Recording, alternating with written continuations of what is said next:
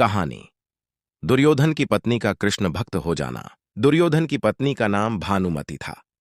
वो एक बहुत ही सुंदर लड्डकी थी और जब कृष्ण दुर्योधन के महल में मेहमान बनकर आए तब वो सिर्फ 17 साल की थी। दुर्योधन ने एक षड्यंत्र रचा जिससे कृष्ण को नशे की हालत में लाकर कोई वादा करा लिया जाए। उसने सभी तरह की व्यवस्थाएं की और इस बात का खास ख्याल रखा कि भोज में खूब अच्छी मात्रा में शराब भी हो। दुर्योधन के दोस्त भी आए और सभी ने इतनी शराब पी कि वे सब नशे में धुत्त हो गए। पर कृष्ण ने अपने आप को शांत रखा और वे हर किसी को खुश करते रहे। इस सारे हंगामे में भानुमति ने भी कुछ ज्यादा ही पी ली। जितनी वो पी सकती थी उससे भी ज्यादा। वो एक युवा लड़की थी और उसे इन चीजों की आदत नहीं थी, तो वो नशे में बहकने लगी। कुछ समय बाद सभी लोग बहकने लगे और चीजें काबू से बाहर जाने लगीं।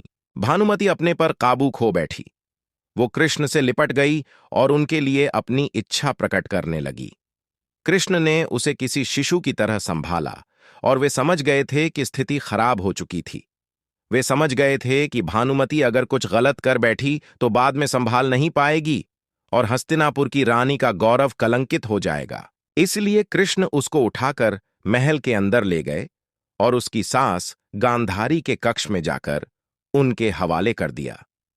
अगले दिन सुबह जब भानुमति को पता चला तो वो कृष्ण के प्रति सम्मान और कृतज्ञता से भर गई कि उन्होंने उसे बचा लिया था।